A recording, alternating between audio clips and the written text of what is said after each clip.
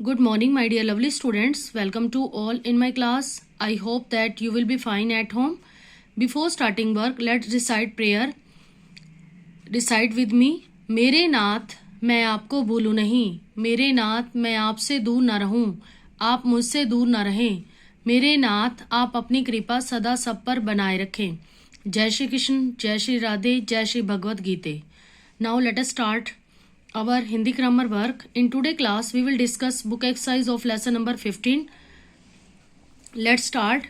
Part A. निम्नलिखित वाक्यों का निर्देशानुसार रूपांतरण कीजिए। फर्स्ट है मोहन सत्य बोलता है। इसको आपने आज्ञावाचक वाक्य में चेंज करना है। तो आज्ञावाचक वाक्य हम पहले पढ़ चुके हैं कि जिन वाक्यों के द्वारा आज्ञा का बोध होता है वो क्या होते हैं, आज्ञावाचक वाक्य। अब आपने इसको मोहन सत्य बोलता है को आज्ञावाचक वाक्य में चेंज करना है। तो क्या लिखेंगे, मोहन सत्य बोलो। नेक्स्ट है सेकंड, मोहन आज विद्यालय नहीं आया है। विधिवाचक वाक्य बनाना है। ये कैसा वाक्य है, नकारात्मक वाक्य है क्योंकि नहीं का प्रयोग हुआ है, तो आपने इसको विधिवाचक वाक्य बनाना है। तो विधिवाचक वाक्य कैसे बनाएंगे, क्या होता है विधिवाचक वाक्य, सबसे पहले जिन वाक्यों के द्वारा क्रिया के करने या होने का बोध होता है उसे हम क्या कहते हैं, विधिवाचक वाक्य। तो इसको चेंज करेंगे विधिवाचक वाक्य में, मोहन आज विद्यालय आया है। थर्ड है पिताजी कल लखनऊ गए थे। इसको आपने प्रश्नवाचक वाक्य में चेंज करना है। प्रश्नवाचक वाक्य जिसमें प्रश्न पूछने का बोध होता है, ऐसे वाक्यों को क्या कहते हैं हम, प्रश्नवाचक वाक्य। तो इसको चेंज करेंगे, क्या पिताजी कल लखनऊ गए थे। पीछे क्या लगेगा, क्वेश्चन मार्क, प्रश्नवाचक चिन्ह। नेक्स्ट पार्ट है च पार्ट, रचना की दृष्टि से निम्नलिखित वाक्यों के प्रकार बताइए। फर्स्ट है परीक्षा समाप्त हो गई और हम मसूरी घूमने चले गए। यहाँ पर हमने पढ़ा कि वाक्य तीन प्रकार के होते हैं, सरल वाक्य, मिश्र वाक्य और संयुक्त वाक्य। तो रचना की दृष्टि से इन वाक्यों के प्रकार बताने आपको। अब आप यहाँ देखिए कि दो वाक्य दिए हुए हैं और ये समुच्चय बोधक से जुड़े हुए हैं। और समुच्चय बोधक क्या है इसमें, और, तो ये कैसा वाक्य है, संयुक्त वाक्य। सेकंड है भागता हुआ व्यक्ति पेड़ से टकराया और गिर गया। यहाँ पर भी दो वाक्य हैं और वो किससे जुड़े हुए हैं, समुच्चय बोधक से जुड़े हुए हैं। तो दो या दो से अधिक सरल वाक्य जब किसी समुच्चय बोधक से जुड़े होते हैं तो ऐसे वाक्य क्या होते हैं, संयुक्त वाक्य। तो ये क्या है, संयुक्त वाक्य। थर्ड है राम सीता और लक्ष्मण वन को गए। यहाँ पर शब्दों को किससे जोड़ा गया है, समुच्चय बोधक से जोड़ा गया है, और से।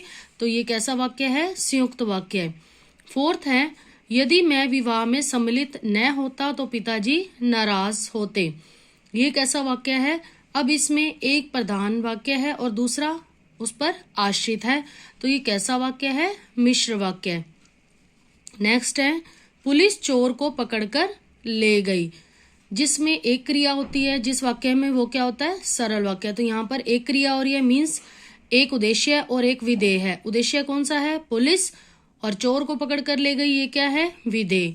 तो ऐसे वाक्य क्या होते हैं, सरल वाक्य। नेक्स्ट 6 पार्ट, अर्थ की दृष्टि से निम्नलिखित में वाक्य भेद बताइए। हमने वाक्य के 8 भेद किए थे, तो उसमें से आपको अर्थ की दृष्टि से बताना है कि ये वाक्य का कौन सा भेद है। फर्स्ट है शायद वह आज आए। जिस वाक्य में संदेह का बोध होता है वो क्या होते हैं, संदेहवाचक वाक्य। तो यहाँ पर वह आज आए, आ भी सकता है और नहीं भी आ सकता, तो संदेह व्यक्त हो रहा है, तो ये कैसा वाक्य है, संदेहवाचक वाक्य। सेकंड, हाय वह नहीं रहा। जिस वाक्य में विस्मय आदि बोधक चिन्ह का प्रयोग होता है या विस्मय या हैरानी या घृणा का बोध होता है वो कैसे वाक्य होते हैं, विस्मय आदि बोधक वाक्य। तो यहाँ पर विस्मय आदि बोधक चिन्ह का प्रयोग हुआ है, तो ये कैसा वाक्य है, विस्मय आदि बोधक वाक्य। नेक्स्ट है मैंने आज उसे नहीं देखा।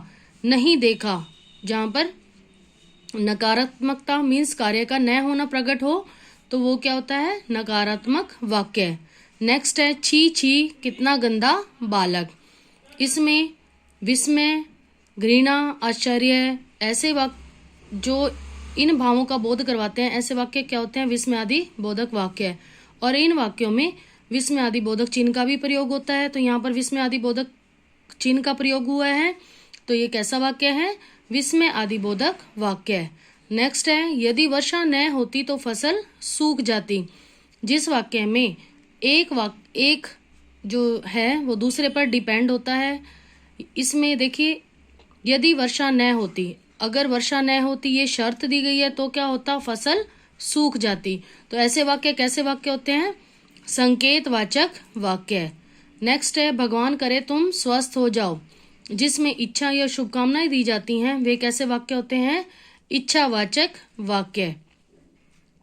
नेक्स्ट है, तुम क्या कर रहे हो, इसमें प्रश्न का बोध हो रहा है तो ये कैसा वाक्य है, प्रश्नवाचक वाक्य। नेक्स्ट है, सूर्य निकल आया, अब इसमें क्रिया के करने या होने का बोध हो रहा है तो ये कैसा वाक्य है, विधिवाचक वाक्य। तो आज हमने हिंदी ग्रामर में लेसन 15 की बुक एक्सरसाइज का भाग ड, च और छ डिस्कस किया। आप इसी बुक एक्सरसाइज को लर्न करेंगे और CW नोटबुक में राइट करेंगे। Thanks and have a good day again. Thanks.